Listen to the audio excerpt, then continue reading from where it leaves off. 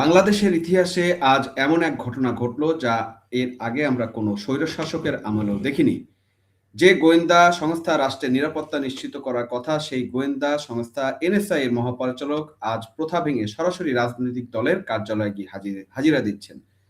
Major general Mohammad Abu Sawar Farid, তিনি রাষ্ট্রের একটি গুরুত্বপূর্ণ গোয়েন্দা সংস্থার প্রধান। তিনি আজ গুলশানে বিএনপি কার্যালয়ে গিয়ে তারেক রহমানের সঙ্গে 1 ঘন্টার বেশি রুদ্ধদ্বার বৈঠক করেছেন। প্রশ্ন হলো, তারেক রহমান কি এখন রাষ্ট্রের কোনো সাংবিধানিক পদে আছেন? তিনি কি দেশের রাষ্ট্রপতি, প্রধানমন্ত্রী নাকি সেনাপ্রধান? একজন সাজাপ্রাপ্ত আসামি যিনি সম্প্রতি ফিরেছেন এবং একটি রাজনৈতিক দলের নবনিযুক্ত চেয়ারম্যান, এর সামনে রাষ্ট্রের গোয়েন্দা প্রধানের এই নতজানু হওয়া কি সামরিক শৃঙ্খলার কফিনের শেষ পেরেক নয়? আজ আমরা বিশ্লেষণ করব কিভাবে এই পিচাস ইউনূসের অন্তর্বর্তী সরকারের নাকে ডগা দিয়ে প্রশাসন এবং সামরিক বাহিনীর একটি বিশেষ রাজনৈতিক দলের অঙ্গ সংগঠনে পরিণত করা হচ্ছে। আমরা একটু খবরগুলো দেখে আসি যে এই সংক্রান্ত যে খবরগুলো রয়েছে। প্রথা ভেঙে বিএনপির অফিসে এনএসআই প্রধান তারেক রহমানের সঙ্গে রুদ্ধদ্বার বৈঠক, জনমনে নানা প্রতিক্রিয়া। বাংলাদেশ ইতিহাসে এই প্রথমবারের মতো কোনো কর্মরত গোয়েন্দা সংস্থার প্রধান কোনো রাজনৈতিক দলের কার্যালয়ে গিয়ে দলটির শীর্ষ নেতার সাথে সাক্ষাৎ করেছেন। জাতীয় নিরাপত্তা গোয়েন্দা সংস্থা এনএসআই মহাপরিচালক সারোয়ার গিয়েছেন এবং আরো একটা খবর আমরা দেখে আসি। সেখানেও কি বলা হচ্ছে, প্রথা ভেঙে বিএনপির অফিসে এনএসআই প্রধান, প্রশ্নে আছে সামরিক শৃঙ্খলা। বিএনপির কার্যালয়ে এনএসআই আসছে। আচ্ছা, কখন কোথায় হয়েছে? নির্ভরযোগ্য সূত্র অনুযায়ী এনএসআই মহাপরিচালক দুপুর 12টা 15 পরশুদিন বিএনপির চেয়ারপারসনের রাজনৈতিক কার্যালয়ে প্রবেশ করেন। সেখানে তিনি সদ্য প্রয়াত সাবেক প্রধানমন্ত্রী বিএনপি চেয়ারপারসন খালেদা জিয়ার শোকে মুহ্যমান তারেকের সঙ্গে একান্ত বৈঠক করেন। বৈঠক চলাকালে দুপুর 1টা 21 পর্যন্ত এবং 1 ঘন্টার এই সাক্ষাৎ সম্পর্কে আনুষ্ঠানিকভাবে কোনো পক্ষ বিস্তারিত কিছু বলেন নাই। খবর 3 জানুয়ারি।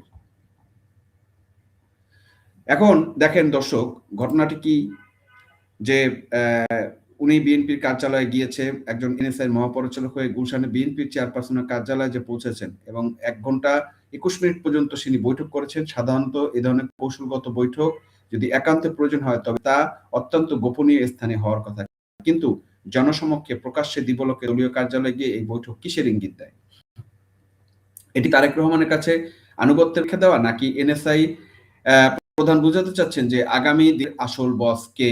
ডক্টর ইউনূসের সরকার কি তবে কেবল নামই একটা সরকার? আসল শাসন কি এখন গুলশানের অফিস থেকে নিয়ন্ত্রিত হচ্ছে? মেজর জেনারেল ফরিদের এই আচরণ সামরিক বিধি, গোয়েন্দা শিষ্টাচার চরম লঙ্ঘন। এটি প্রমাণ করে যে প্রতিষ্ঠানের চেয়ে এখন ব্যক্তি পূজা বড় হয়ে গিয়েছে। ভণ্ডামির এখানে শেষ নাই। সম্প্রতি বেগম জিয়ার জানাজার সময় আমরা যা দেখলাম তা সারা বিশ্বের সামরিক মহলে হাসির খোরাক হয়েছে। Adjutant general major general Mohammad Hakimuzzaman, যিনি সেনাবাহিনীর শৃঙ্খলার অভিভাবক হওয়ার কথা, তিনি তারেক রহমানের হাতে টিস্যু পেপার এগিয়ে দিচ্ছেন। একজন 3 স্টার 2 স্টার জেনারেল একজন রাজনৈতিক নেতার আদালি বা ব্যক্তিগত সহকারীর মতো আচরণ করেন, তখন সেই বাহিনীর মান সম্মান আর থাকে কোথায়? এই হাকিমুজ্জামান সাহেবই আবার গুম খুন নির্যাতনের অভিযোগে 25 জন সেনা কর্মকর্তাকে গ্রেপ্তারের যৌক্তিকতা তুলে ধরেছিলেন, অথচ আজ তিনি নিজেই প্রোটোকল ভেঙে তোষামত দিতে ব্যস্ত। এটি কি পেশাদারিত্ব নাকি ক্ষমতার মোহে অন্ধ হয়ে যাওয়া?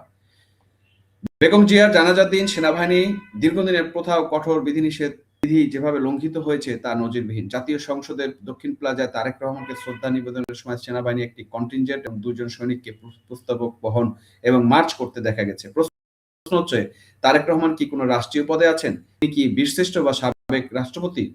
সামরিক প্রোটোকল অনুযায়ী সম্মান কেবল রাষ্ট্রীয় উচ্চ পদস্থ ব্যক্তির বা শহীদ বীরদের জন্য সংরক্ষিত। তার কার নির্দেশে সেনাবাহিনী সৈনিকদের একজন রাজনৈতিক নেতার ব্যক্তিগত ইভেন্ট মার্চ করানো হলো? এটি কি সেনাবাহিনীর চেইন অফ কমান্ড ভেঙে পড়ার আগাম বার্তা নয়? গত 25 ডিসেম্বর তারেক রহমান দেশে ফেরার পর থেকে ডজন ডজন চাকরিরত সেনা কর্মকর্তা সামরিক বিধি উপেক্ষা করে তার সঙ্গে সাক্ষাৎ করেছেন। এটি সরাসরি আর্মি রেগুলেশন বা সামরিক আইনের লঙ্ঘন।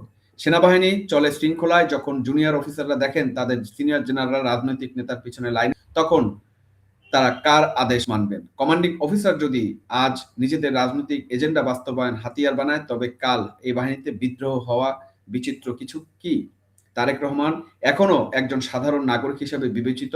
আইনি প্রক্রিয়া থাকলেও যে তার মামলাগুলো আইনি প্রক্রিয়াতে থাকার পরও এটা বিবেচিত হবে। তাকে রাষ্ট্রের নির্বাহী ক্ষমতার ঊর্ধ্বে স্থান দেওয়া কি প্রকান্তরে এই পিচাস ইউনূস সরকারের অস্বীকার করা নয়? বন্ধুরা, এই পুরো পরিস্থিতির নেপথ্যে রয়েছে একটি meticulous design. Yunus, Waker regime এবং এনসিপি জামাত জঙ্গিরা চাচ্ছে সেনাবাহিনীকে ধ্বংস করতে। তারা চাচ্ছে পেশাদার অফিসারদের সরিয়ে সেখানে তোষামতকারীদের বসাতে। এনএসআই প্রধানের এই গুলশান সফর সেই নীলনকশারই অংশ। তারা চায় এমন এক প্রশাসন যা কেবল গুলশানের নির্দেশ মানবে। এর পরিণাম কি হবে জানেন? বাংলাদেশের সার্বভৌমত্ব হুমকির মুখে পড়বে। ভারত ইতিমধ্যে জয়শঙ্করের মাধ্যমে কড়া বার্তা দিয়েছে, যদি সামরিক বাহিনীতে এভাবে রাজনীতি ঢুকে পড়ে তবে দেশের প্রতিরক্ষা ব্যবস্থা ভেঙে পড়বে। আর এই সুযোগই উগ্রবাদীরা মাথাচাড়া দিয়ে উঠবে। বাংলাদেশের দেশপ্রেমিক সৈনিক এবং সাধারণ জনগণের উদ্দেশ্যে বলছি, আপনারা কি চান আমাদের গৌরবময় সেনাবাহিনী একটি রাজনৈতিক দলের লেঠেলে বাহিনীতে পরিণত হোক? আপনারা কি চান গোয়েন্দা প্রধান দলীয় কার্যালয়ে গিয়ে দলাদলি করুক? আপনারা তো অনেক অভিযোগ করেছিলেন 5ই আগস্টের আগে শেখ হাসিনার সময় যে সমস্ত প্রশাসন সবাই তাদের লেজুর ভিত্তি দলীয়করণ করছে, এবং এই কারণে আপনারা খুব ক্ষুব্ধ ছিলেন। কিন্তু আজকে আপনারা কি দেখছেন? এই নজির কি আপনারা গত 15-16 বছর দেখেছেন? বা সেনাবাহিনীর মধ্যে কখনো কি এই ধরনের নজির দেখেছেন?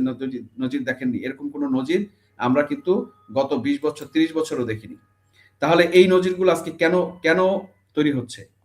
এবং যে তারেক রহমান বিদেশ থেকে ফেরত আসার সময় সেনাবাহিনী তাকে যে কর্ডন দিল প্রথা ভেঙে, একজন সাজাপ্রাপ্ত আসামি, মৃত্যুদণ্ডপ্রাপ্ত আসামি এবং 21শে আগস্ট গ্রেনেড হামলা 10 ট্রাক অস্ত্র মামলার আসামি, সেই আসামিকে যে প্রোটোকল দেওয়া হয়েছে সেটা কি কোনো শিষ্টাচারের মধ্যে পড়েছে?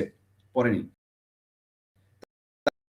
তারপরে দিয়েছে সাধারণ মানুষ। আমরা কোন চোখে দেখব বিষয়? ভবিষ্যতে এই বিষয়গুলো কিন্তু একটা নমুনা হিসেবে থাকবে, যা পরবর্তীতে আবার যদি ব্যবহার হয় তখন কিন্তু কথা উঠাতে পারবে না। ধ্বংস করার জন্য, এই ইনস্টল করার জন্য মূল হিসেবে কাজ করবে, নমুনা হিসেবে কাজ করবে। দর্শক, এই যে আসিফ নজরুল, এই পিচাস ইউনূস, এই ওয়াকাররা মিলে দেশটাকে যে জাহান্নামে দিকে নিয়ে যাচ্ছে, তার বিরুদ্ধে এখনই রুখে দাঁড়াতে হবে।